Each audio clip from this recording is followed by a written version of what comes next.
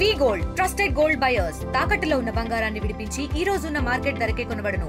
మరిన్ని వివరాలకు సంప్రదించండి 7710772020. మేము ఎంగేజ్మెంట్ కోసం బయటికి బయలుదేరం పోయినాం సార్. అక్కడి నుంచి వస్తుంటే లారీ, హెవీ లారీ సార్, రౌతులు 4 రౌతులు పెట్టుకొని లారీ సైజు కనుకుంటే ఇంకా రోడ్డు మొత్తం అది 24 కంటే ఎక్కువ పెంచుకొని లారీ వచ్చి లోపల ఉన్న వాళ్ళని కొట్టేసి బయట పడేసింది సార్. డైరెక్ట్ కొట్టేసి బయట పడేసి ఒక డెడ్ స్పాట్లో డెడ్ అయిండ్రు. 4 చేయి కాళ్ళు ఇరిగి 2 హైదరాబాద్ హాస్పిటల్కి వెళ్ళిండ్రు. 2 మన మహబాద్ డిస్ట్రిక్ట్లో సిద్ధార్థ హాస్పిటల్లో చేర్పించినాం సార్. వాళ్ళకు పేదోళ్ళు కూలి చేసుకునే వాళ్ళు సార్, వాళ్ళకు న్యాయం జరగాలి. ఇప్పటి వరకు ఆ లారీ ఎక్కడ కనబడతలేదు, ఆ రౌతులు ఎక్కడో కనబడతలేదు, ఆయన లారీ ఓనర్ ఎక్కడో తెలియదు, మళ్ళీ ఆయన పట్టుకొచ్చిన డ్రైవర్ ఏడో తెలియదు. మా టాటాసీ వచ్చి అయితే టాటాసీ ఒకటి మాత్రమే ఉంది సార్. మాకు న్యాయం జరగాలి,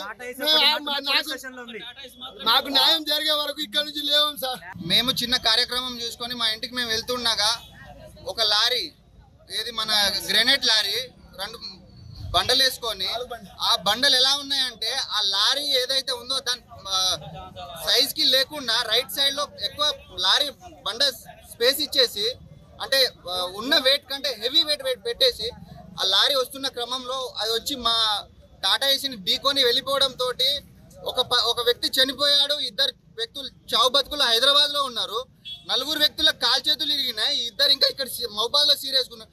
8-9 మంది ప్రాణాలకి ఇక్కడ హానికరంగా ఉంటే, ఇక్కడ చావు బతుకుల్లో ఉంటే ఎవరికి ఎలాంటి మానవత్వం లేదా అండి?